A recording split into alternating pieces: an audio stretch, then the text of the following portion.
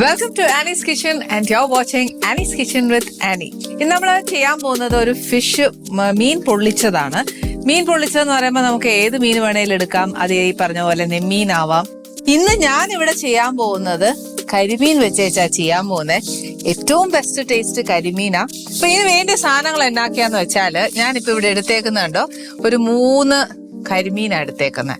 ഇനി ഇതിനെ നമ്മൾ ഇച്ചിരി ഒന്ന് വരയണം, എന്നാലേ അതിന്റെ ഉള്ളില് നമ്മുടെ മസാലയൊക്കെ പിടിക്കത്തുള്ളൂ. അത് തന്നെ തുടങ്ങാൻ നേരം ചെയ്യാവേ.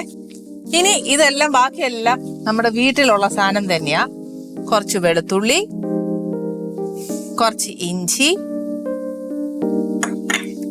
കുറച്ച് ഒരു മുഴുത്ത തക്കാളി അല്ലെ 2 തക്കാളി ചെറുത് കുഞ്ഞായിട്ട് അരിഞ്ഞേക്കുവാണേ. ഇത് ഞാൻ ചുമ്മാ ഡെക്കറേറ്റ് ചെയ്യാൻ വേണ്ടിയിട്ട് അരിഞ്ഞു വെച്ചെന്നേ ഉള്ളൂ. പച്ചമുളക് നമ്മുടെ ഗ്രേവിയിലോട്ട് ഇടണമെന്നുണ്ടെങ്കില് നമുക്കിടാം. പിന്നെ ഉള്ളത് കുറച്ച് വിനാഗിരിയാ. ഈ വിനാഗിരി ചേർക്കാൻ ഇഷ്ടമല്ലാത്തവർക്ക് കൊടംപുളി ചേർക്കാം. ചിലർക്ക് കൊടംപുളി ഇഷ്ടപ്പെടുകയില്ല എന്റെ ജോവ. അങ്ങനെ ആന്നേല് വാളംപുളി ചേർത്തോ, ഇല്ലേ വിനാഗിരി ചേർത്തോ, അല്ല നാരങ്ങാ നീര് ചേർത്തോ. പിന്നെ വേണ്ടിയ കുറച്ച് മുളക് പൊടി, കാശ്മീരി ആണെങ്കിൽ അങ്ങനെ ഏതായാലും. പിന്നെ മഞ്ഞപ്പൊടി, പിന്നെ വേണ്ടിയത് ഒരു ഇച്ചിരി മല്ലിപ്പൊടി. ഇത് ഒരു കട്ടിക്ക് കുറച്ച് തേങ്ങാപ്പാല, ഇച്ചിരി കടുക്, ഇത് കുറച്ച് ചെറിയ ഉള്ളി അരിഞ്ഞു വെച്ചേക്കുവാണേ. ഇതൊരു കുറച്ച് പഞ്ചസാര. ഈ ബൗളിനകത്ത് പഞ്ചസാര കണ്ടുകൊണ്ട് ഇത്രയും ഇടുവോ എന്ന് വിചാരിക്കരുത്, ഒരു നുള്ളു മതി. പിന്നെ വേണ്ടിയത് നമുക്ക് കുറച്ച് തനി കുരുമുളക് വേണം. ഇതും എനിക്ക് വേണം. അത് പോയിട്ട് എനിക്ക് കുരുമുളക് പൊടിയും വേണം. പിന്നെ എനിക്ക് വേണ്ടിയത് കുറച്ച് പെരിഞ്ജീരകം, കുറച്ച് മതി. ഇതൊന്നും ഒത്തിരിയും വേണ്ട, കുറച്ച്. ഞാൻ നേരത്തെ പറഞ്ഞ പോലെ തന്നെ എനിക്ക് കുറച്ച് കുരുമുളക് പൊടിയും കൂടെ വേണം. പിന്നെ വേണ്ടി എന്നാന്ന് വെച്ചാല് കുറച്ച് ഉലുവ. ഇതൊന്നും ഒത്തിരി ഇല്ല, ഇച്ചിരിയേ ഉള്ളൂ. ഇനി നമുക്ക് ഗ്രേവി ഉണ്ടാക്കാനായിട്ട് ആ ചെറിയ ഉള്ളി പോയിട്ട് അല്ലാതെ കുറച്ച് സവാള, ഒരു മുഴുത്ത സവാള അല്ലെങ്കിൽ 2 സവാള. മീൻ എത്രയുണ്ടോ, എത്ര അരപ്പ് നമുക്ക് വേണോ അത് കണക്കാക്കി വേണം നമ്മൾ തക്കാളിയും ഈ സവാള എടുക്കാനായിട്ട്. പിന്നെ അഫ്കോഴ്സ് എന്റെ കറിവേപ്പില. അത് ഈ പറഞ്ഞ പോലെ കുറച്ച് ദിവസമായി ഈ കറിവേപ്പിലൊക്കെ ചേർക്കും. ഈ നാടൻ ഭക്ഷണത്തിൽ കറിവേപ്പില ചേർക്കുവാണെങ്കിൽ എന്നാ ടേസ്റ്റാ അല്ലേ. അപ്പൊ നമുക്കൊന്ന് ഈ രുചികരമായ ഒരു ഭക്ഷണം നമുക്കിന്നൊന്ന് ചെയ്യാം. ഫസ്റ്റ് ചെയ്യേണ്ട എന്നാന്ന് വെച്ചാല് ഞാൻ മീനൊന്ന് വരയുക. അതായത് നമുക്കൊന്ന് അതിനെ ഒന്ന് വരഞ്ഞു വിട്ട് കഴിഞ്ഞാലല്ലേ അരപ്പൊക്കെ ഒന്ന് പിടിക്കത്തുള്ളൂ. എനിക്ക് പൊതുവെ ചിലർക്ക് കരിമീനിന്റെ ഈ ചെതുമ്പല് മാത്രമേ കളയത്തുള്ളൂ. എനിക്ക് അന്നേരം ആ തൊലിയും കൂടെ പോയാലൊരു സമാധാനമുള്ളൂ. അതുകൊണ്ട് ഞാൻ തൊലി എടുത്തതാ. അതൊക്കെ അവനവന്റെ ഇഷ്ടവാ.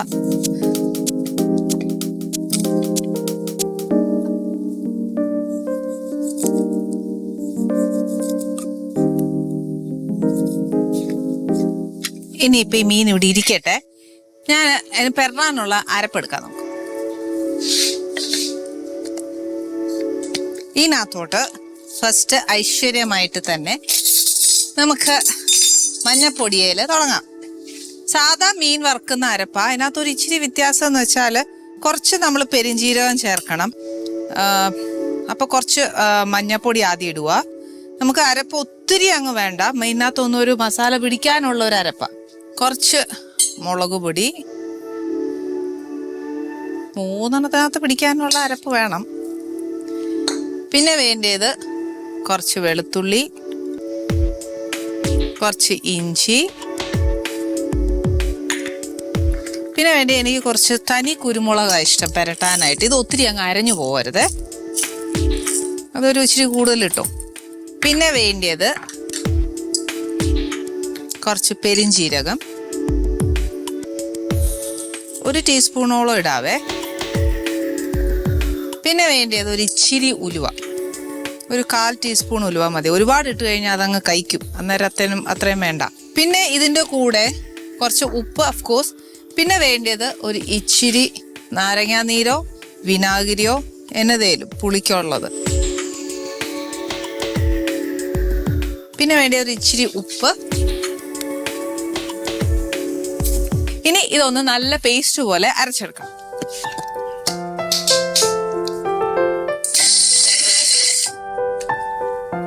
ഇനി ഒരു ഇച്ചിരി വെള്ളം ഒഴിച്ച് വെച്ച് അരച്ചെടുക്കാം.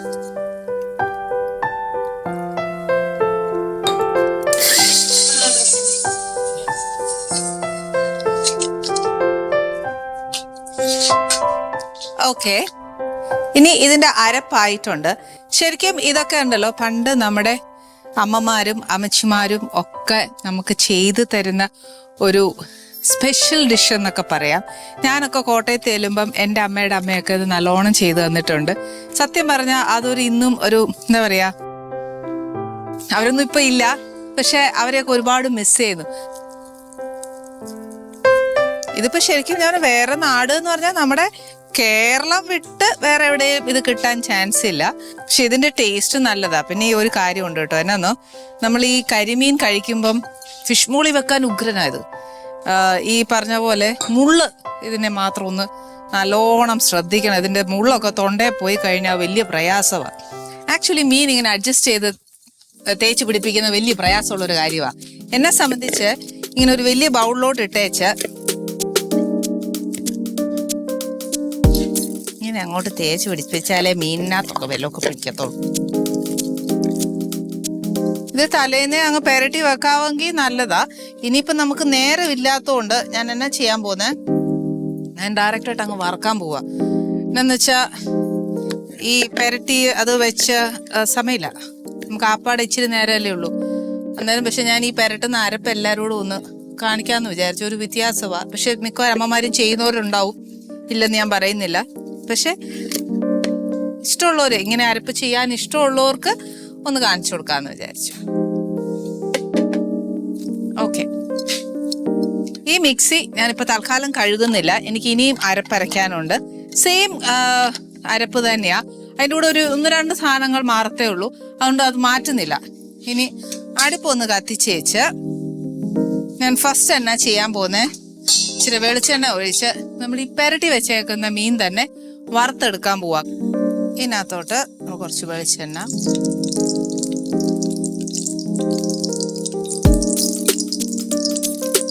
ഇനി നമ്മൾ സാധാരണ മീൻ വറക്കുവാണെങ്കിലുണ്ടല്ലോ, ഈ വെളിച്ചെണ്ണയുടെ കൂടെ ഒരു സ്പൂണ് നെയ്യും കൂടെ ഇടുവാണെങ്കിൽ ഭയങ്കര ടേസ്റ്റാണ്.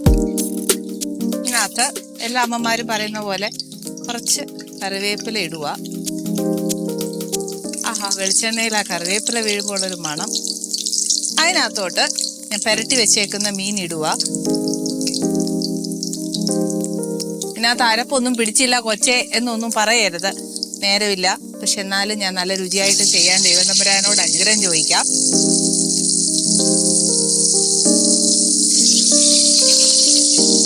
ഇത് മൊരുവ് എങ്ങനെയാന്ന് വെച്ചാല്, നമ്മളിതിന്റെ ഗ്രേവി ഉണ്ടാക്കുമ്പോഴത്തേക്ക് ഈ പറഞ്ഞ പോലെ പൊട്ടി പോകരുത്.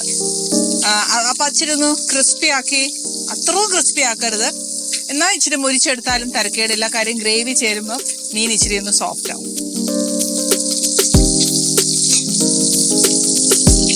ഈ ചട്ടുകം ഉപയോഗിക്കുന്നത് എന്നാന്ന് വെച്ചാല് ഇത് നോൺ സ്റ്റിക് പാൻ അല്ല, അയണാണ്. അതുകൊണ്ടാണ് ഈ ചട്ടുകം ഉപയോഗിക്കുന്നത്. അപ്പൊ എല്ലാരും എന്നെ വഴക്ക് പറഞ്ഞേക്കരുത്.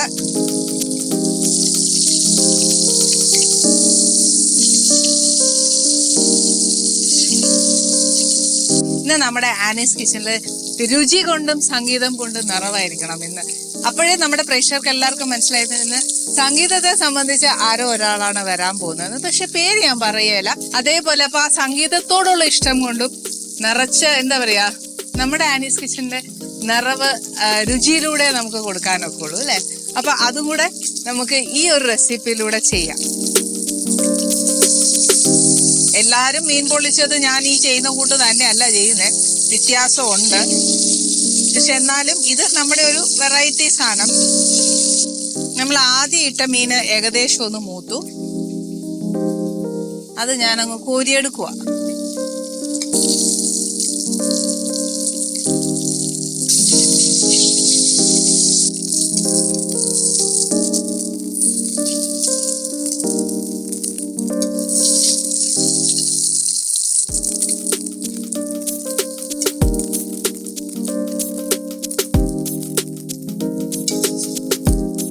ഈ ഒറ്റയടുപ്പ് ഉപയോഗിക്കുന്ന ആൾക്കാരൊക്കെ പ്രത്യേകം ഒരു കാര്യം ശ്രദ്ധിക്കണം. എന്താ അറിയോ, ഈ അടുപ്പിന് സാധാ ഗ്യാസ് അടുപ്പിനെക്കാട്ടിലും പെട്ടെന്ന് ചൂടാവും. ഒന്നുകൊണ്ട് ശ്രദ്ധിച്ചോളൂ.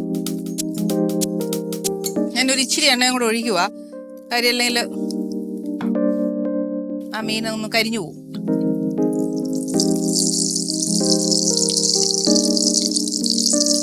പക്ഷെ ഈ എണ്ണ ഞാൻ വേസ്റ്റ് ചെയ്യല, അരപ്പുണ്ടാക്കാന്നേരം ഞാൻ എടുത്തോളാം.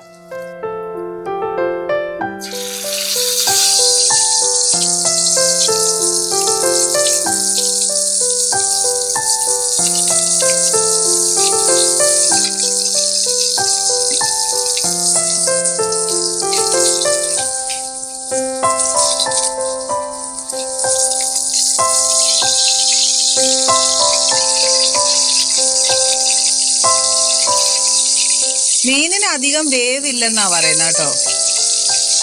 നമ്മുടെ ഷെഫ് പിള്ള സാർ ഉൾപ്പെടെ പറയുന്ന അങ്ങനെയാ.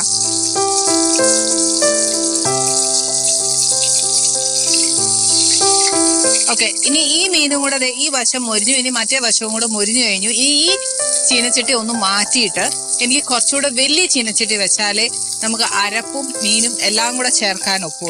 ഞാൻ ആ മീൻ വറുത്ത ചട്ടി മാറ്റി വെച്ച് ഇപ്പൊ ഞാൻ പുതിയ ചട്ടി വെച്ചു. ആ വറുത്ത എണ്ണ ഞാൻ കളഞ്ഞിട്ടില്ല, ആ സെയിം എണ്ണയാണ് ഞാൻ ഉപയോഗിക്കുന്നത്. ഫസ്റ്റ് ഇതിനകത്തോട്ട്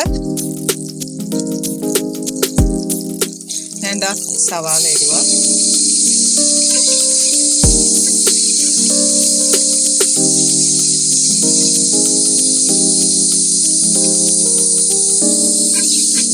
ഈ സവാളയുടെ കൂടെ കുറച്ച് കറിവേപ്പില,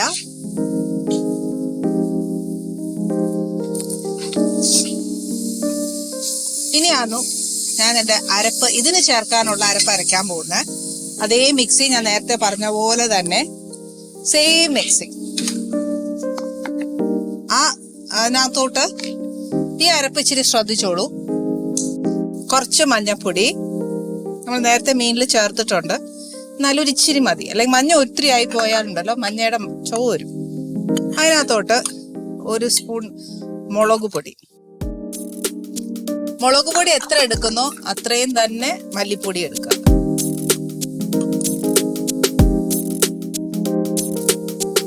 ഇനി ഇതിനകത്തോട്ട് വേണ്ടിയത് കുറച്ച് കടുക്, ഒരു അര ടീസ്പൂൺ കടുക് ഇട്ടു. ഇതിനകത്തോട്ട് വേണ്ടിയത് കുറച്ച് ചെറിയ ഉള്ളി. ബാക്കി ചെറിയ ഉള്ളി കളയണ്ട, നമ്മുടെ സവാളയുടെ കൂടെ കിട്ടും. ഇനി വേണ്ടിയത് കുറച്ച് ഇഞ്ചി. നമ്മൾ മീൻ വറുത്തയിൽ ചേർത്തിട്ടുണ്ട്, പക്ഷെ എന്നാലും ഇച്ചിരി കൂടി ഇതിനകത്ത് വേണം. കുറച്ച് വെളുത്തുള്ളി, പിന്നെ കുറച്ച് കുരുമുളക് പൊടി, കുറച്ച് ഉലുവ. ഒരുപാട് വേണ്ട, കുറച്ച് മതി, ഒരു 1/4 ടീസ്പൂണോളം മതി. ഇതെന്താ പറയാ, ഒത്തിരി ഇട്ട് കഴിഞ്ഞാൽ കഴിക്കുവേ. പിന്നെ വേണ്ടത് ഒരു നുള്ളു പഞ്ചസാര. വേണ്ട, ഈ 4 വിരൽ കൂട്ടിയെടുക്കുന്ന അത്രയും മതി. ഇതിനകത്തോട്ട് ഒരു ഇച്ചിരി വിനീഗർ. ഇത് നല്ല അസലായിട്ട് നമ്മൾ പേസ്റ്റ് രൂപത്തിൽ അരച്ചെടുക്കും.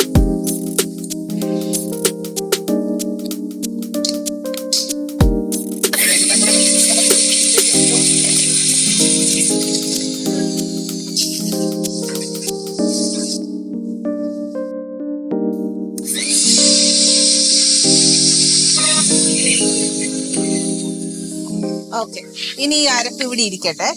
ഇനി ഉള്ളി ഒന്ന് വാടി കഴിഞ്ഞേച്ച് നമ്മൾ ഈ അരിഞ്ഞു വെച്ചിരിക്കുന്ന തക്കാളി അത് ഇതിനകത്തോട്ടൊന്ന് ചേർക്കണം. പെട്ടെന്ന് ഉള്ളി വഴണ്ടു എന്ന് പറഞ്ഞേച്ച് ചേർക്കരുത്. കാര്യം എന്നാന്ന് വെച്ചാല് നമ്മൾ മീൻ വറുത്ത എണ്ണയാ ചേർത്തേക്കുന്നത്. ആ എണ്ണയിൽ ഉള്ളി വഴട്ടുമ്പോൾ പെട്ടെന്ന് ബ്രൗൺ ആയിട്ട് ഫീൽ ചെയ്യും. പക്ഷെ നമുക്ക് അതിന്റെ ഒരു മണം അറിയാം, ആ മൂക്കുന്നേ. ആ മണം വന്നതിന് ശേഷമേ നമ്മൾ ബാക്കി ഇൻഗ്രീഡിയൻസ് ചേർക്കാവൂ. ഇനി ഇതിനകത്തോട്ട് നമ്മൾ അരിഞ്ഞു വെച്ച ടൊമാറ്റോ,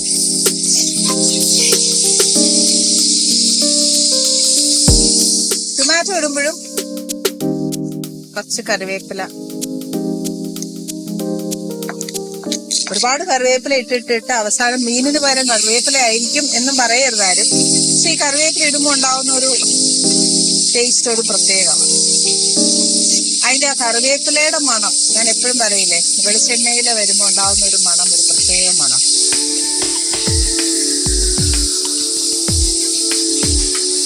തക്കാളിയുടെയും ആ ഒരു പച്ചച്ചൊവയും അതിനകത്തെ ആ വെള്ളത്തിന്റെ ആ ഒരു വാട്ടർ കണ്ടന്റും എല്ലാം ഒന്ന് പോണം.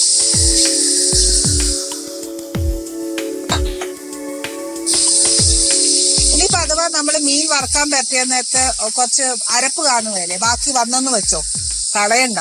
ആ അരപ്പും കൂടെ നമ്മളിപ്പോ അരച്ച അരപ്പില്ലേ അതിന്റെ കൂട്ടത്തിൽ അങ്ങ് ചേർത്തേച്ച് ഒന്ന് അരച്ചേച്ചാൽ മതി.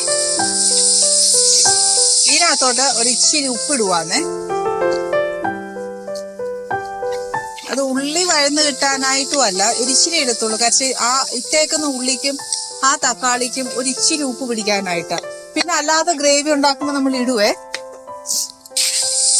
നമ്മുടെ തക്കാളിയുടെ ആ ഒരു വാട്ടർ കണ്ടന്റ് ഒത്തിരി അങ്ങ് കുറഞ്ഞ് വരുന്ന സമയത്ത് നമ്മൾ ഈ അരപ്പ് ചേർക്കണം. ഈ അരപ്പ് ചേർക്കുന്ന എന്നാന്നറിയാവോ, മീനിനകത്ത് ചേർത്ത അരപ്പ് മുരിഞ്ഞു വെന്തു, ഇതിനൊരു പച്ചച്ചൊവ കാണും. അപ്പൊ ആ ചൊവയൊന്ന് മാറും.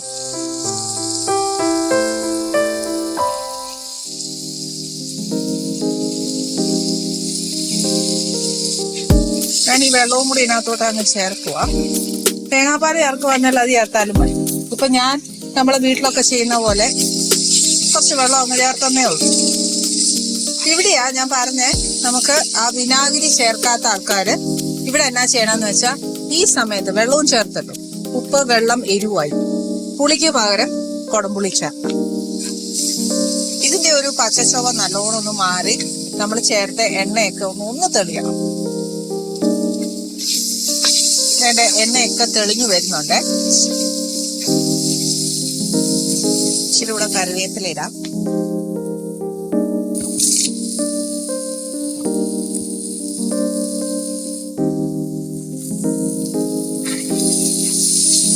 ഏകദേശം നമ്മുടെ അരപ്പ് നല്ലതായിട്ട് മൂത്തു.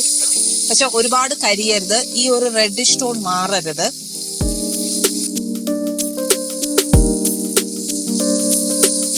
ഓക്കെ, ഇനി ഇതിനകത്തോട്ട് ഞാൻ ഈ തേങ്ങാപ്പാല് ഒഴിക്കുക.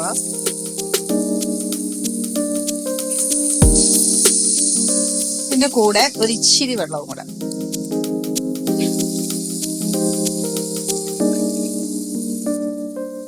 ഈ സമയത്ത് ഉപ്പ് നോക്കുക. ഉപ്പ് നോക്കിയിട്ട് പോരാൻ തോന്നുവാണെങ്കിൽ ചേർക്കാം. പിന്നെ എന്നാ വേണ്ടിയേ, എരിവിന് വേണമെങ്കിൽ കുരുമുളക് ചേർക്കാം, അല്ലെന്നുണ്ടെങ്കിൽ പച്ചമുളക് ചേർക്കാം.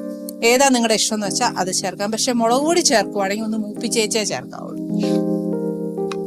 ഇനി ഇത് ഒന്ന് തിളച്ചു. ഇതിന്റെ വെള്ളം ഒത്തിരി അങ്ങ് പറ്റി പോവരുത്. അതിന് മുമ്പ് നമുക്ക് മീൻ അങ്ങിടാം.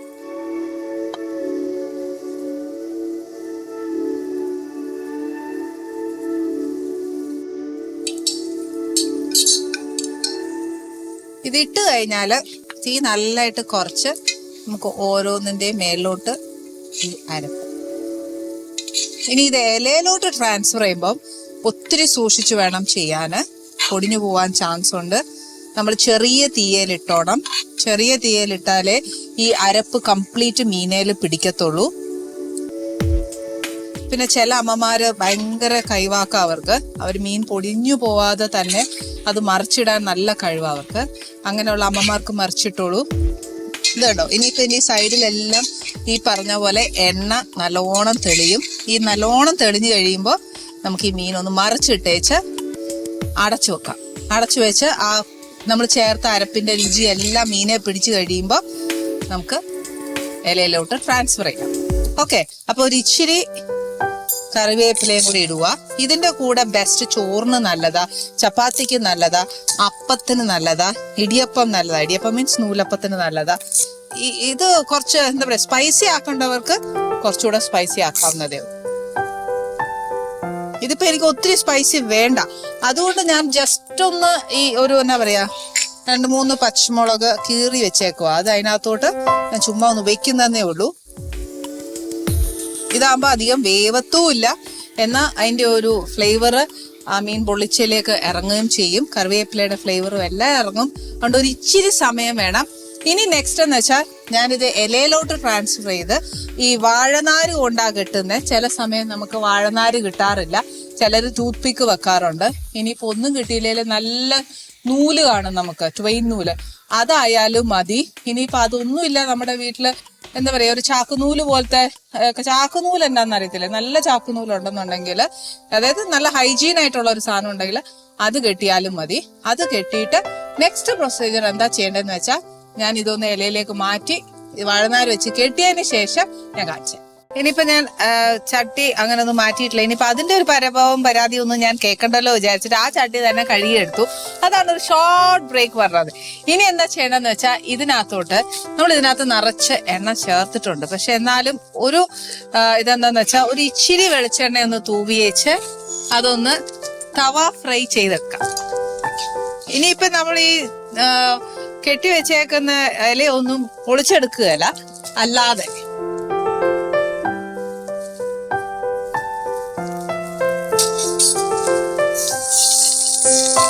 രണ്ടെണ്ണേ ഈ തവയിൽ കൊള്ളത്തുള്ളൂ. അതുകൊണ്ട് രണ്ടെണ്ണം ഒന്ന് നല്ലതായിട്ട് മുരിഞ്ഞു വന്നേച്ച് അടുത്ത് ചേർക്കാം. ഇനിയിപ്പോ നമുക്ക് അധികം നേരം സമയം കളയാനില്ല.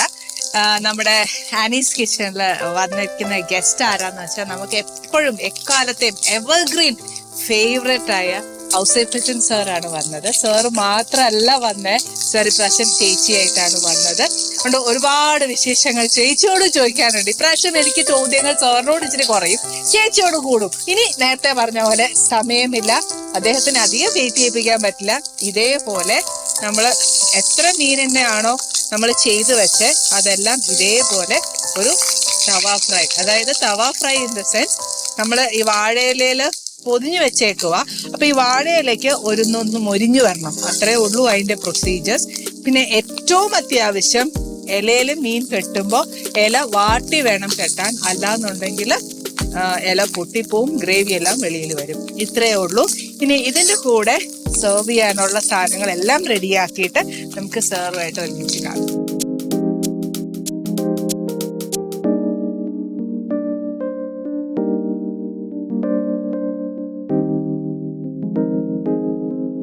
So once again hearty welcome.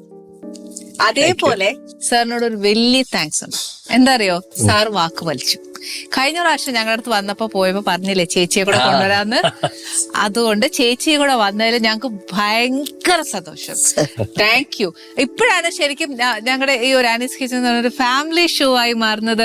ശരിക്കും കുടുംബമായിട്ട് വരുമ്പോൾ ഞങ്ങൾക്ക് ഒരുപാട് സന്തോഷം sir. Thank you very much. Welcome. ആദ്യം സാർ എന്തായാലും സാർ ചേച്ചി വന്നു, അപ്പൊ ആദ്യം തന്നെ ചേച്ചിയോട് ഒരു കുശുമ്പ് വർത്താനം ചോദിച്ചോട്ടെ. ചേച്ചി എന്താന്നറിയോ, സാറ് കഴിഞ്ഞ പ്രാവശ്യം വന്നപ്പോഴേ ഞങ്ങളോട് പറഞ്ഞു ചേച്ചിയുടെ കല്യാണം കഴിഞ്ഞ സമയത്ത് ചേച്ചിയുടെ കാര്യങ്ങളൊക്കെ മനസ്സിലാക്കാം, ചേച്ചിക്ക് മെലഡി സോങ്സ് ഒക്കെ ഭയങ്കര ഇഷ്ടമായിരുന്നു.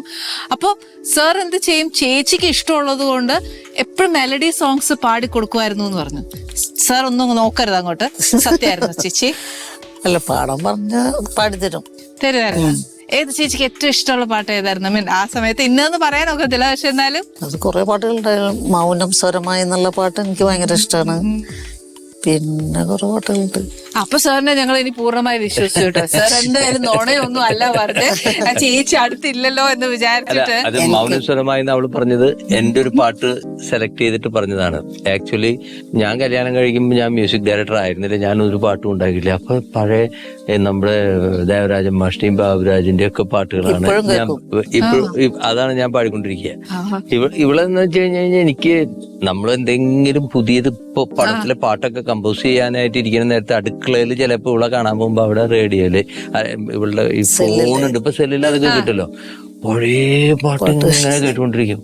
അപ്പൊ നമുക്കത് അല്ല, എനിക്ക് ആ നേരത്തെ അത് കേൾക്കാൻ താല്പര്യം ഉണ്ടാവില്ല. അപ്പൊ ഒന്ന് ഓഫ് ചെയ്ത് വെക്കുന്ന പറഞ്ഞിട്ടുണ്ട്. ചേച്ചി പാട്ട് പാടുവോ?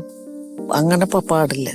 പാട്ട് കൊറേ ഒരു മൂളിപ്പാട്ട്, പിന്നെ ബേസ് നമ്മള് നല്ല, നമ്മള് ഇന്ത്യയില് നമ്മുടെ ലോകത്തെ ഏറ്റവും നല്ല ശബ്ദത്തിന്റെ ഒരു ചെറിയ ചായ വരും, ദാസേന്റെ ശബ്ദമായിട്ട് മാച്ച് ഉണ്ട്.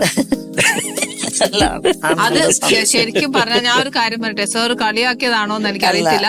പക്ഷെ എന്നാലും കമ്പയർ ചെയ്തത് ആരെ വെച്ചാ, ദ ഗ്രേറ്റ് ലെജൻഡിനെ വെച്ചിട്ട് കമ്പയർ ചെയ്തത്. സാരല്ലേ ചേച്ചി, നമുക്ക് അതിന്റെ കേട് തീർത്തു കൊടുത്തേക്കാം അല്ലേ? അതാ സർ, ചേച്ചി ഒരു പാട്ട് പാടുവോ? ഞാൻ സാറ് പറഞ്ഞത് നുണയാണോ ഞങ്ങളൊന്ന് നോക്കട്ടെ. ചുമ്മാ ഇത്ര ആസ്വദിക്കും ചേച്ചി.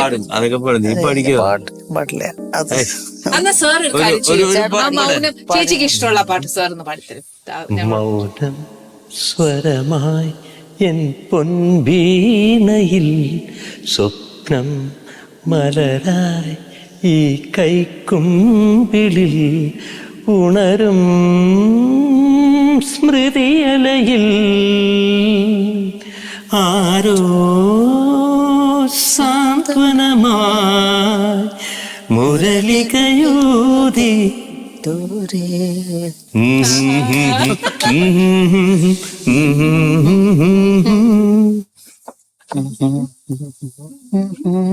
പഠിക്കോ? എന്തായാലും ചേച്ചി ഇത്രയും എന്താ പറയാ ഞങ്ങൾക്ക് വേണ്ടി ഇങ്ങനെ അറ്റ്ലീസ്റ്റ് മൂളിപ്പാട്ടെങ്കിലും പാടിത്തരുന്നില്ലേ? കുറച്ച് കഴിയുമ്പോൾ നമുക്ക് പാടിപ്പിക്കാം സാർ. കുഴപ്പമൊന്നുമില്ല. ചേച്ചി ആ ഒരു full swing ൽ എത്തുമ്പോ. ഇല്ലേ? ഓക്കെ. ഇപ്പോഴും അപ്ഡേറ്റ് ആയിട്ട് എന്റെ പാട്ടുകൾ ഞാൻ കമ്പോസ് ചെയ്യുമ്പോ ആരോട് പറഞ്ഞാലും ഞാൻ പാടുന്ന കേട്ട് കഴിഞ്ഞു കഴിഞ്ഞാൽ നല്ലതാണെന്നാ പറയുള്ളൂ, ആരും മോശം പറയില്ല. പക്ഷേ ഇത് എന്ത് പഴയ പാട്ട് പോലെയുണ്ടോ? ഇതിപ്പോ ഇന്ന് ഇവിടെ വന്നിട്ട് ഈ നിങ്ങളുടെ ഈ ഒരുക്കങ്ങളുടെ നേരത്തെ ഞങ്ങൾ അവിടെ ഒരുങ്ങി മേക്കപ്പ് ചെയ്ത് റൂമിൽ ഇങ്ങനെ കുറച്ചു നേരം കാത്തിരുന്നു. അപ്പൊ എനിക്ക് പെട്ടെന്നൊരു പാട്ട് കമ്പോസ് ചെയ്യേണ്ടതുണ്ട്, ലിറിക്സ് വന്നിട്ടുണ്ട്.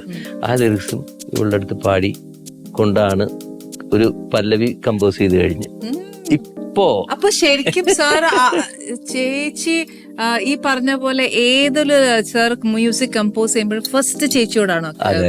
First person who hears my creation is person. അപ്പൊ അതെന്താന്ന് വെച്ച് കഴിഞ്ഞു കഴിഞ്ഞാൽ ഇപ്പൊ നമ്മൾ ഇവളുടെ ടേസ്റ്റ് എന്ന് പറഞ്ഞാൽ പഴയ പാട്ടുകളും കാര്യങ്ങളൊക്കെയാണ്. പക്ഷെ പുതിയ പാട്ടുകളും കറക്റ്റ് ആയിട്ട് ടേസ്റ്റ്ഫുൾ ആയിട്ട് സെലക്ട് ചെയ്യും നമ്മൾ. അങ്ങനെ ചേച്ചി സെലക്ട് ചെയ്ത ഒരു ഹിറ്റ് സോങ് പറയും. ഒരുപാടുണ്ട്. ഒരു വേനൽ പുഴയുടെ തെളിനീരിൽ പുലരി തിളങ്ങി മൂകം ഇലകളിൽ പൂക്കളിലെഴുതി ഞാൻ. അത് ഞാൻ ആദ്യം ആ പാട്ടിന്റെ ഒരു ഈണം ഉണ്ടാക്കിയിട്ട് അപ്പൊ അത് ശരിക്കും പറഞ്ഞാൽ ഇവളുടെ ടേസ്റ്റ് അല്ല. ഇവൾക്ക് കായാം പൂ കണ്ണിൽ വിടരും കമലദളം കവിളിൽ വിടരും അനുരാഗവതി നിൻ ചുടികളിൽ നിന്നാലിപ്പഴം പൊഴി. ഇവള് ഭയങ്കര ഫേസൊക്കെ എന്നെ ഇമോട്ട് ചെയ്യും. ഞാൻ വീണ്ടും വീണ്ടും പാടിക്കൊണ്ടേയിരിക്കും ഓരോരോ പാട്ടുകൾ. ഒരു കുറുമ്പ് ചോദ്യം. ഇപ്പൊ ചേച്ചി ഇഷ്ടപ്പെടുന്ന ഒരു പാട്ട് ഭയങ്കര ഹിറ്റായി, എന്നാ ചേച്ചി വേണ്ടാന്ന് പറഞ്ഞെന്ന് വിചാരിച്ചോ? അയ്യോ ഇത് തല്ലിപ്പൊളി പാട്ടാ വേണ്ട, പക്ഷെ ഇറക്കേണ്ടി വന്നു. ഇറങ്ങിയപ്പോ അത് ഭയങ്കര ഹിറ്റായി. അങ്ങനത്തെ വല്ല എന്തെങ്കിലും ഉണ്ടോ? അങ്ങനത്തെ പാട്ടുണ്ടെങ്കിൽ നീ പറയാം, എനിക്ക് ഓർമ്മ കിട്ടുന്നില്ല. എല്ലാ പാട്ടും അവർക്ക് ഇഷ്ടമല്ലെങ്കിൽ ഞാനത് മാറ്റാറുണ്ട്. ഞാൻ മാറ്റും. അത്ര കോൺഫിഡന്റ് ആണ് ചേച്ചിയുടെ കയ്യില്. എന്റെ ദൈവമേ, എനിക്ക് ഏറ്റവും ഇഷ്ടം അത്. അങ്ങനെ കോംപ്ലിമെന്റ് കൊടുക്കൊന്നും വേണ്ട, കാരണം ഇവൾക്ക് പോലും ഇഷ്ടപ്പെടാത്തൊരു പാട്ട് പിന്നെ ആരും ഇഷ്ടപ്പെടുന്നതാണ് ഞാൻ ചിന്തിക്കുന്നത്. ഇത്രയും നേരം ചേച്ചിയോട് ഇത്രയും കാര്യങ്ങൾ പറഞ്ഞ് ഞങ്ങള് പ്രേക്ഷകർ ഒന്നടങ്കം പ്രതിഷേധിക്കുന്ന സർ. കഴിഞ്ഞ പ്രാവശ്യം വന്നപ്പം സർ അച്ഛനെ കുറിച്ചൊക്കെ ഭയങ്കര ഡീറ്റെയിൽ ആയിട്ട് പറഞ്ഞു. അച്ഛന് സർ മ്യൂസിക് കമ്പോസ് ചെയ്യുന്നതിനോട് ഇഷ്ടമല്ലായിരുന്നു, അതിനോട് ഒത്തിരി വ്യത്യാസമായിരുന്നു. പക്ഷെ ഇപ്പൊ സാറിന് മക്കളായി, അപ്പം അവരുടെ ടേസ്റ്റിനനുസരിച്ച് ഈ അച്ഛൻ സാറിന്റെ അച്ഛനെ പോലെ അല്ല, ഈ അച്ഛനും സാറിന്റെ അച്ഛനും തമ്മിൽ എന്തെങ്കിലും ക്യാരക്ടർ വൈസ് സിമിലാരിറ്റീസ് ഉണ്ടോ? എൻറ്റയർലി ഡിഫറെന്റ് ആണോ രണ്ടുപേരുടെയും കാഴ്ച? അതായത് വ്യത്യാസമുണ്ട്. അവര് എന്റെ ഫാദറിന് ഞാൻ പാട്ട് ചെയ്യുന്നത് ഇഷ്ടമായിരുന്നില്ല. ഞാൻ ഈ മ്യൂസിക്കിലേക്ക് ഇങ്ങനെ കയറുന്നത്, മ്യൂസിക് ഇഷ്ടമാണ്, അദ്ദേഹം നല്ല മ്യൂസിഷ്യനായിരുന്നു, എല്ലാ ഇൻസ്ട്രുമെന്റും വായിക്കും. പക്ഷെ ഞാൻ അതൊരു പ്രൊഫഷണൽ ലൈനിൽ എടുത്തത് ആണ് പുള്ളിക്ക് തീരെ ഇഷ്ടമില്ലാതിരുന്നത്. മ്യൂസിക് ഇഷ്ടമായിരുന്നു, പക്ഷെ അതൊക്കെ പഠിപ്പ് ജോലി അങ്ങനെ പോണം, അക്കാഡമിക്കൽ. പക്ഷെ സംഗീതം കലാകാരന്റെ റൂട്ട് വേണ്ട എന്നാണ് അദ്ദേഹം ഉദ്ദേശിച്ചത്. എന്റെ മക്കൾക്ക് അത് അന്ന് കാലം. ഇന്നത്തെ കാലത്ത് എനിക്ക് മക്കളൊക്കെ ശരിക്കും പറഞ്ഞാൽ എന്റെ പിന്തുടർച്ചക്കാരുണ്ടായിരുന്നെങ്കിൽ ഒരുപക്ഷെ നിങ്ങൾ ഉദ്ദേശിക്കുന്ന എവർഗ്രീൻ ആയിട്ടൊന്നും ഞാൻ ഇപ്പോഴും ചെയ്തുകൊണ്ടിരിക്കില്ല. കാരണം അത് അങ്ങോട്ട് കൊടുത്തു കഴിഞ്ഞാൽ നമ്മളൊന്ന് അവരെ നയിക്കാനായിട്ട്, അവർക്കൊരു ഗൈഡൻസ് ആയിട്ട് നിൽക്കാൻ, നമ്മൾ അവരുടെ ബാക്കിൽ ഷെയ്ഡായിട്ട് നിൽക്കാൻ ഇഷ്ടപ്പെടുന്നുണ്ട്. എല്ലാ അച്ഛനമ്മമാരും അങ്ങനെയാണല്ലോ മക്കളെ വളർത്താൻ. പക്ഷെ അവർക്ക് അതില്ല. അപ്പൊ എനിക്ക് ഞാൻ തന്നെ കഷ്ടപ്പെട്ട് കണ്ടിന്യൂ ചെയ്തുകൊണ്ടിരിക്കുകയാണ്. പക്ഷെ എന്റെ മക്കളില് പ്രത്യേകിച്ച് മൂത്തവൻ, അവൻ US-ലാണ്. അവനും ഞാനിങ്ങനെ പാട്ട് ഉണ്ടാക്കി കഴിഞ്ഞു കഴിഞ്ഞാൽ അത് തുടക്കത്തിലൊന്നും കൊടുത്തയക്കില്ല. പാട്ടുണ്ടാക്കി കഴിഞ്ഞാൽ അവനയക്കും. ചില നേരത്തെ എനിക്ക് അവനെ 2 അടി കൊടുക്കാൻ തോന്നും. അവൻ പറയുന്ന കമന്റ്സ് അവൻ ഭയങ്കര ക്രിട്ടിക്കലാ. Is very critical. അവൻ പറയാം അത് ശരിയായിട്ടില്ല, ഇത് ശരിയായിട്ടില്ല, അത് ശരിയായില്ല. എത്ര ആൾക്കാർ നല്ലത് പറഞ്ഞ് വാനോളം പുകഴ്ത്തിയാലും നമ്മളൊരു പാട്ടുണ്ടാക്കാൻ പറയാലോ, യുനോ അതൊരു പാട്ടുണ്ടാക്കി ആ ഡയറക്ടർ ഇഷ്ടപ്പെടണം, പാടുന്നവർക്ക് ഇഷ്ടപ്പെടണം, പ്രൊഡ്യൂസർ ഇഷ്ടപ്പെടണം, ഇതെല്ലാം ആയിക്കഴിഞ്ഞ സാധനം ഇവൻ അത് മാറ്റണം എന്ന് പറയും. എന്നിട്ട് വാശി പിടിക്കും. സാറ് മക്കളോടുള്ള ആറ്റിറ്റ്യൂഡ് എങ്ങനെയാണ്? ഒരുപാട് വ്യത്യാസമുണ്ട്. ഞാൻ അവരെ അങ്ങനെ ഒരു കാരണം എനിക്ക് 2 മക്കളേ ഉള്ളൂ, 2 ആൺമക്കളാണ്. അപ്പൊ അതുകൊണ്ട് അവർക്കുള്ള ഫുൾ സ്വാതന്ത്ര്യം കൊടുത്തിട്ടുണ്ട്. അവരെ ഞാൻ കുറച്ചൊക്കെ അവരെ ഉപദേശിക്കും, അത്രേ ഉള്ളൂ, പക്ഷെ നിർബന്ധിക്കില്ല. ഇപ്പൊ എന്റെ മോന് നിർബന്ധമാണ്. അവന് ഹീസ് ഓൾമോസ്റ്റ് നിയറിങ് 42. അവന് ഈ ക്രിക്കറ്റ് ഭയങ്കര ഭ്രാന്താണ്. But his very big complaint ഉണ്ട് കേട്ടോ. ഇതിന്റെ ഒരു സിമിലാരിറ്റി വന്നത് ഞാൻ പറയാം, അതിനുവേണ്ടി പറയുന്നതാണ്. അവന്റെ സ്കൂൾ ഡേയ്സില് അവന് ക്രിക്കറ്റർ ആവണമെന്നായിരുന്നു ആഗ്രഹം. ഞാൻ എന്ത് ചെയ്ത് സമ്മതിച്ചില്ല. I never agreed. The same way, same type. But ഞാൻ എന്റെ ഫാദറിനെ വെട്ടിച്ച് ഞാൻ മ്യൂസിക്കിന്റെ പുറകിൽ പോയി. ഞാൻ നാട് വിട്ട് പുള്ളി അറിയാതെ ഞാനത് എന്റെ ഒരു ഭാവി ഞാൻ തന്നെ തെരഞ്ഞെടുത്തു. അവനത് തെരഞ്ഞെടുക്കാൻ പറ്റിയില്ല. അവന് IT ഫീൽഡില് അതില് അങ്ങോട്ട് വളർന്നു. പക്ഷെ അവന്റെ എന്നോടുള്ള വൈരാഗ്യം തീർക്കുന്നത് he's spending his whole time for cricket now in States. അപ്പൊ ഇവൻ പറയും, അന്ന് എന്നെ ക്രിക്കറ്റിന് വിട്ടിരുന്നെങ്കിൽ ഈ പ്രശ്നം ഉണ്ടാകില്ലായിരുന്നു. എനിക്ക് this is the only entertainment which I like എന്നാണ് അവൻ പറയുന്നത്. സർ, അതെ, ഞാൻ ഒരു കാര്യം കൂടെ ചോദിക്കട്ടെ. ഞാനൊക്കെ എന്റെ ജനറേഷൻ, ഞാൻ ഫിലിമിലേക്ക് വന്ന സമയത്ത് മണിയേട്ടനല്ലേ മ്യൂസിക് ഡയറക്ടർ, രാജമണി സർ. മണിയേട്ടന്റെ കമ്പോസ് ചെയ്യുന്ന സ്ഥലത്ത് എന്നെ കൊണ്ടുപോയിട്ടുണ്ട് മണിയേട്ടൻ. അപ്പൊ ഞാൻ കാണുന്നത് എന്താന്ന് വെച്ചാൽ കുറെ ആൾക്കാർ ഇങ്ങനെ മ്യൂസിക്, കുറെ ലൈവ് മ്യൂസിഷ്യൻസ്, ഭയങ്കര രസമാണ്. അതിനകത്ത് മണിയേട്ടൻ കമ്പോസ് ചെയ്യുന്ന കാണാനും ഭയങ്കര രസമാണ്. അപ്പൊ എനിക്ക് ഭയങ്കര ക്യൂരിയസ് ആയിരുന്നു. അപ്പൊ എന്നെ കൊണ്ടുപോകാറുണ്ടായിരുന്നു. പക്ഷെ ഇപ്പത്തെ കാലത്ത് അതിന്റെ ടെക്നോളജി ഒക്കെ ഒരുപാട് ഡെവലപ്പായി, ഒത്തിരി മാറി. പക്ഷെ സാർ ഒരു മ്യൂസിക് കമ്പോസ് ചെയ്യുമ്പോൾ സാറിന് ഏറ്റവും കൂടുതൽ ഇൻവോൾവ് ചെയ്തിട്ട് ചെയ്യാൻ പറ്റുന്ന ഏത് സെക്ഷൻ ആയിരിക്കും? അതാണോ ഇപ്പൊ?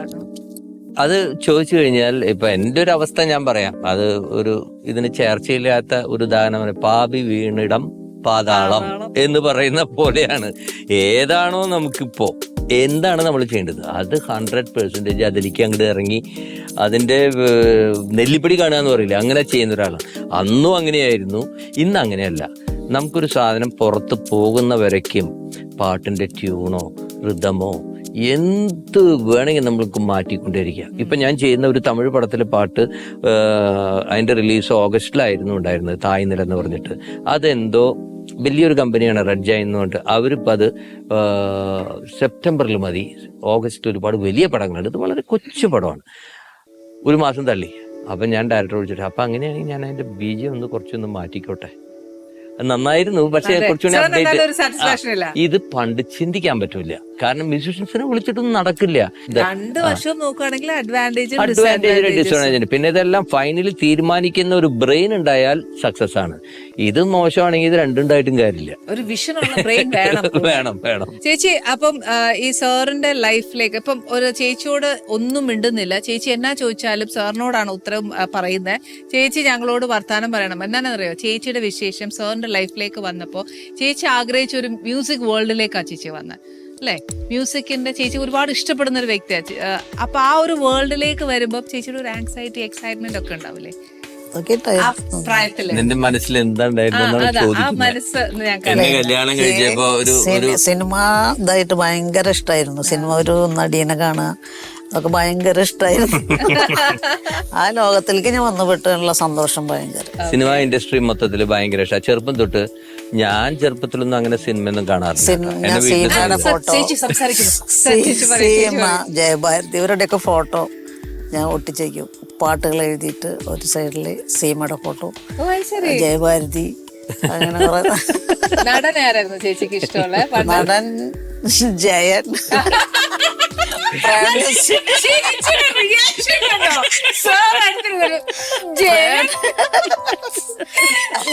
കല്യാണം കഴിഞ്ഞ ശേഷം എന്നെ കൊണ്ടുപോയിട്ട് പറ്റിച്ചു. ഞാൻ പറഞ്ഞു ജയൻ താമസിച്ചിരുന്ന മുറി പാങ്കുരോ ഹോട്ടലിലെ ഒരു മുറിയുണ്ട് 404 ജോൺസന്റെ കല്യാണത്തിന്റെ ജോൺസൺ ഞാൻ പറഞ്ഞു നിനക്ക് ജയൻ താമസിച്ച ഭയങ്കര ആരാധനയായിരുന്നു. നിനക്ക് ജയന്റെ റൂം കാണണോ, ജയൻ താമസിച്ചിരുന്ന മുറി എന്ന് പറഞ്ഞിട്ട് പാങ്കുരോയിൽ പോയിട്ട് ഏതോ റൂമിന് ഇവിടെയാണ് ഇഷ്ടമുണ്ട്. ഇത്രയും വലിയ ആരാധിക എങ്ങനെ പറ്റിക്കണ്ടായിരുന്നു? ആക്ച്വലി ചേച്ചിക്ക് സിനിമയിൽ അഭിനയിക്കാനൊക്കെ ഇഷ്ടമായിരുന്നു ആ സമയത്ത്? ഇല്ല, സിനിമയിൽ അവൾക്കും ഇഷ്ടമില്ല, ഞാൻ അഭിനയിക്കുന്നത് അവൾക്കും ഇഷ്ടമില്ല. അതാണ് വേറെ കോമഡി. ഞാൻ ഇടയ്ക്ക് അതെന്നാ പരിപാടിയാ ചേച്ചിയെ? അല്ല, ഓഫർ വന്നപ്പോ ചേച്ചി സാറിനോട് വന്ന് പറഞ്ഞോ വേണ്ടാന്ന്? പിന്നെ ഇപ്പൊ പ്രായമായതിനു ശേഷം ഐ മീൻ ഒരു 40-45 വയസ്സായല്ലോ. ആ അപ്പൊ ആ 45 വയസ്സിന് ശേഷം അവള് പറഞ്ഞു 45 വയസ്സായി, ഇനി എങ്ങനെ പോയാലും കുഴപ്പമൊന്നുമില്ല, സിനിമയിൽ അഭിനയിച്ചോ എന്നിപ്പോ പറഞ്ഞിട്ടുണ്ട്. അതുകൊണ്ട് ഞാൻ കോൺഫിഡൻസ് ആയി 1-2 സിനിമയില് ഞാൻ അഭിനയിക്കുകയും ചെയ്തു. ഇതിപ്പോ ഒരു ഇറങ്ങാൻ മറ്റേ എല്ലാം ശരിയാവും എന്ന് പറഞ്ഞാല് ഭയങ്കര ക്രൂവലായിട്ടുള്ള ഒരു വില്ലനായിട്ടാണ് അഭിനയിച്ചത്. അത് കഴിഞ്ഞിപ്പോ മച്ചാന്റെ മാലാക എന്ന് പറഞ്ഞിട്ട് ഇവിടെ സൗബിൻ സാഹിർ, നമിത പ്രമോദ്, അതിലൊരു വക്കീലിന്റെ വേഷം. ഞാൻ എന്റെ റോള് കറക്റ്റ് ആയിട്ട് ചെയ്യുന്നു. ഞാനിപ്പോ നമ്മൾ സംസാരിക്കുന്ന പോലെ തന്നെ എന്താക്കാണ് അത് അത്രേ ഉള്ളൂ. എനിക്കിഷ്ടമായിട്ടൊന്നുമില്ല. കാരണം ആ റോള് ചെയ്യുമ്പോ ഞാൻ ആലോചിക്കുന്നത് ശരി എന്റെ ഭാഗം ഒരു കോൺട്രിബ്യൂഷൻ ഇരിക്കട്ടെ, പടം കുറച്ചുകൂടി നന്നാവുമല്ലോ. പിന്നെ ചേച്ചി ഒരിടയ്ക്ക് ഞങ്ങളൊരു റീല് കണ്ടായിരുന്നല്ലോ, പെണ്ണ് കാണൽ തുടങ്ങിയിട്ട് ഇവിടം വരെയുള്ള ഒരു ലൈഫ് ജേർണിയെ കുറിച്ച് അല്ലേ? അത് ആരുടെ കോൺസെപ്റ്റ് ആയിരുന്നു? നല്ല രസമായിരുന്നു. നല്ല രസമായിരുന്നു. ശരിക്കും അങ്ങനെ തന്നെയാണോ പെണ്ണ് കാണാൻ വന്നേ? ചേച്ചി ഒന്ന് പറഞ്ഞേ, ഇത് മൊത്തം അങ്ങ് നാണോ ചേച്ചിക്ക്? ചേച്ചി പറഞ്ഞോ ഉള്ള കാര്യം പറഞ്ഞോ, അങ്ങനെയായിരുന്നു നിന്റെ അനുഭവം പറഞ്ഞോ. പെണ്ണ് കാണാൻ വന്ന തൊട്ട് ഞങ്ങളോടൊന്ന് പറഞ്ഞു. ഞങ്ങള് റീലെല്ലാം മാറ്റി തന്നെ ഇഷ്ടാവോ? നീ ആ റൂമിൽ വന്നു നിന്നൊക്കെ പറയും, ഞാൻ തന്നെ നോക്കിയതും. അവിടെ അങ്ങനെയൊക്കെ സംഭവിച്ചോ? പറഞ്ഞേ ചേച്ചി, ഞങ്ങളൊന്ന് റൂമിൽ വന്നു കണ്ടു, ഇഷ്ടപ്പെട്ടു. അത്ര റൂമിൽ വന്ന് കണ്ടു ചോദിച്ചു. അതല്ല, അത് കഴിഞ്ഞിട്ട് ഇത് തലയിൽ മുടി ഉണ്ടായിരുന്നില്ല, മുട്ടയടിച്ചിരിക്കുന്നു. അപ്പൊ എനിക്കിഷ്ടായെന്ന് പറഞ്ഞപ്പോ വീട്ടുകാരും ഇപ്പൊ ഈ മുട്ടടിച്ച ചെക്കനെയാണ് ഇഷ്ടായത്. അത് അവളുടെ തലയിലെഴുത്താണ്. അല്ല ചേച്ചി, അപ്പൊ മ്യൂസിക് സാറ് ഇത് ചെയ്യുന്നതൊക്കെ അറിയാം. ഞാൻ വയലിനിസ്റ്റാണ്. അതൊക്കെ അറിയാം. ഞാൻ സിനിമ ഇൻഡസ്ട്രിയിലാണ് ജോലി ചെയ്യുന്നത്. അതൊക്കെ അറിയാം. അത് ഇവളുടെ അട്രാക്ഷൻ ആയിരുന്നു എന്നുള്ളത് പിന്നീട് ഇവള് പറഞ്ഞ് മനസ്സിലായി. ചേച്ചി ഫസ്റ്റ് എന്താ സാറിനോട് ചോദിച്ചേ? രണ്ടുപേരും നോക്കിക്കൊണ്ടിരിക്കുക. ഇവളൊന്നും അങ്ങനെ കല്യാണത്തിന് മുമ്പൊന്നും അന്ന് കാലത്തൊന്നും അങ്ങനെ സംസാരിക്കാനൊന്നും പറ്റില്ല. നമ്മൾ കണ്ടു, ഇഷ്ടപ്പെട്ടു ഞാൻ അവിടെ നിന്ന് ഇറങ്ങി. അപ്പൊ ഞാൻ ഇറങ്ങി പോകുന്ന കണ്ടിട്ട് ഇവള് പറഞ്ഞു. അപ്പൊ വീട്ടിൽ ഇവളുടെ ചേച്ചിമാരും ആങ്ങളമാരും ഇത് പോയി. അതായത് ഇവള് അതിനു മുമ്പ് ഇവര് ഒരുപാട് കല്യാണാലോചന വീട്ടിൽ ഇവൾക്ക് കൊടുന്നു. അതൊക്കെ ഇവള് റിജക്ട് ചെയ്യുന്നുണ്ട്. ഇങ്ങനെ റിജക്ട് ചെയ്തുകൊണ്ടിരുന്നു. ഓരോ കാരണം പറഞ്ഞു, ഇവൾക്ക് ഇഷ്ടമായില്ല, എനിക്ക് വേണ്ട, കല്യാണം വേണ്ട, അങ്ങനെയൊക്കെ പറഞ്ഞു. ആ നേരത്താണ് ഞാൻ കയറി ചെല്ലുന്നത്. അപ്പൊ ഞാൻ മുട്ടയടിച്ചിട്ടൊക്കെയാണ് ചെല്ലുന്നത്, സാധാരണ രൂപമല്ല. അപ്പൊ ഞാൻ ഇവളെ കണ്ട് ഇറങ്ങി പോകുമ്പോ സാധാരണ ഒരു പതിവുണ്ടല്ലോ, എന്നാ ശരി പോട്ടെ എന്നൊക്കെ പറഞ്ഞിട്ടുള്ള ഒരു സ്നേഹവർത്താനം ഒന്നും ഉണ്ടായില്ല. ഞാനത് പെണ്ണ് കഴിഞ്ഞ് പുറത്തേക്ക് ഇറങ്ങി ടക്ക് നേരെ പോയി എന്റെ കാറിൽ കൂട്ടിരുന്നു. അപ്പൊ എന്റെ മനസ്സിൽ ഇവളെ ഇഷ്ടപ്പെട്ടു. ഇനിയിപ്പോ ഒന്നും നോക്കാനില്ല എന്നുള്ളൊരു തീരുമാനത്തിൽ ഇനി അതിനെ കുറിച്ച് പറഞ്ഞ് കുളവാക്കണ്ട എന്ന് വിചാരിച്ചു ഞാൻ നേരെ കാറിൽ കൂട്ടിരുന്നു. എന്റെ അളിയൻ കൂടെ ഉണ്ടായിരുന്നു, അളിയനും കൂടെ വന്നു. അങ്ങനെ അപ്പൊ അളിയനും സംശയമായി. ഇഷ്ടപ്പെട്ടില്ലേ? അപ്പൊ അളിയൻ ചോദിച്ചുടാ, ഇവളെ ഇഷ്ടപ്പെട്ടില്ല, അല്ല ഇത് കേൾക്കൂ, ഇവളെ ഇഷ്ടപ്പെട്ടില്ലെങ്കിൽ ഇവളുടെ ഒരു അനിയത്തിൻ്റെ കേട്ടോ, അതിന് ഇതാന്ന് പറഞ്ഞു. അപ്പൊ ഞാൻ പറഞ്ഞു അത് വേണ്ട, എനിക്ക് ഇവിടെ ഇഷ്ടപ്പെട്ടു എന്ന് പറഞ്ഞു. അപ്പൊ അളിന് വളരെ സന്തോഷമായി, കാരണം പുള്ളിയുടെ നാട്ടുകാരനാ. ആ ഇറങ്ങിപ്പോയി കാറിൽ ചെന്ന് ഇരുന്ന പോക്ക് ശരിയല്ലായിരുന്നു. അതാണ് പുള്ളിക്ക് ഒരു ടെൻഷൻ പിടിച്ചിട്ട് ചോദിച്ചേ. അല്ല, ഇവളുടെ വീട്ടിൽ ഇവളുടെ ചേട്ടനും ആങ്ങളാരാ. അന്നാ ഇവളും പറഞ്ഞു നിനക്ക് ഈ ചെക്കനെ ഇഷ്ട, എനിക്ക് ഇഷ്ടായെന്ന് പറഞ്ഞു. ഇത് മുട്ട ചെക്കനെയാണ്, നിനക്ക് മുട്ട അടിച്ചു പോകുന്ന ചെക്കനെ നിനക്ക് ഇഷ്ടായത്, ഇത്രയും പേരൊന്നും ഇഷ്ടായില്ല, ഈ പയ്യനെയാണ് നിനക്ക് ഇഷ്ടായത്. ശരി, എന്നിട്ട് പക്ഷെ എന്തായാലും നടക്കാൻ പോണില്ല. പോണ പോക്ക് കണ്ടിട്ട് അവര് പറഞ്ഞു, എല്ലാവരും തീരുമാനിച്ചു. അത് കഴിഞ്ഞിട്ട് അവിടെ സസ്പെൻസ് ആണ്. പിന്നെ ഈവനിങ്ങിലാണ് ഇവളുടെ ആങ്ങളെ വീട്ടിൽ വന്നിട്ട് പറഞ്ഞു, എനിക്ക് ഇവളെ ഇഷ്ടമായി എന്ന് പറഞ്ഞ കാര്യം അറിഞ്ഞോട് കൂടിയിട്ട് നീ എവിടെയായിരുന്നു? ഈ ബാത്റൂമിലായിരുന്നു. ഇവള് കുളിക്കേണ്ടായിരുന്നു. അപ്പൊ ഇവള് ഓവർ ഹിയർ ചെയ്യുന്നതാണ്. ഇവള് ഓവർ ഹിയർ ചെയ്ത് ഇവള് അതൊക്കെ പറഞ്ഞിട്ടുണ്ട്. പിന്നെ അവിടെ ഗൂസ് ബംസ് ഉണ്ടാവാൻ പറ്റില്ല, മേത്തൊക്കെ വെള്ളം ഒഴിച്ചിരിക്കല്ലോ. സത്യം. എന്തായാലും പെണ്ണ് കാണൽ കഴിഞ്ഞു, എന്താ പറയാ, എൻഗേജ്മെന്റും കല്യാണവും എല്ലാം കഴിഞ്ഞു. ഞങ്ങളിപ്പോ അവിടെ നിൽക്കുക. ഇത്രയും കൊല്ലം പുറകോട്ട് ഞങ്ങൾ നിൽക്കുമ്പോ നിങ്ങൾക്ക് വിരുന്ന് തരണമല്ലോ.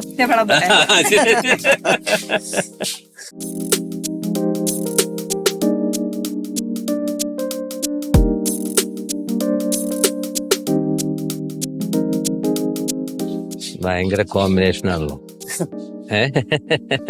മീൻ പൊള്ളിച്ചതും മീൻ പൊള്ളിച്ചതും അപ്പോ ഇത് ഇതുവരെ കഴിച്ചിട്ടില്ല കേട്ടോ. ഇല്ല. അപ്പം ഇഷ്ടവും അങ്ങനെയൊക്കെ കഴിക്കും. പക്ഷെ മീൻ പൊള്ളിച്ചത് എനിക്ക് ഭയങ്കര ഇഷ്ടമാണ്. അതുപോലെ അപ്പം ഇഷ്ടമാണ്. പക്ഷെ ഇതിന്റെ കോമ്പിനേഷൻ ഇതല്ല. പക്ഷെ ഇത് ആദ്യമായിട്ടാണ് കാണുന്നത്. കഴിച്ചു നോക്കാം. പിന്നെ കഴിച്ചു നോക്കാം.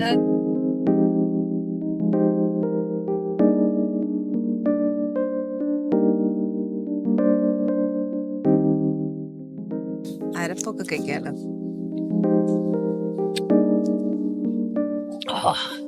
ടേസ്റ്റ് ഉണ്ട് സർ. ഗംഭീര ടേസ്റ്റ് കേട്ടോ ഇത്. ചേച്ചി നല്ലതാണോ? നല്ല രസം. ചേച്ചി എനിക്ക് ഒരു ചോദ്യം കൂടെ ബാക്കിയുണ്ട്. എന്താ അറിയോ, സാറിനെ എപ്പോഴെങ്കിലും സാർ താടി ഇല്ലാതെ കണ്ടില്ല? ഏതാ നല്ല ചേച്ചിക്ക് ഏതാ ഇഷ്ടം? താടി ഇല്ലാതെയോ? താടി മൊത്തം പഠിച്ചു. സുന്ദരനായിരുന്നു.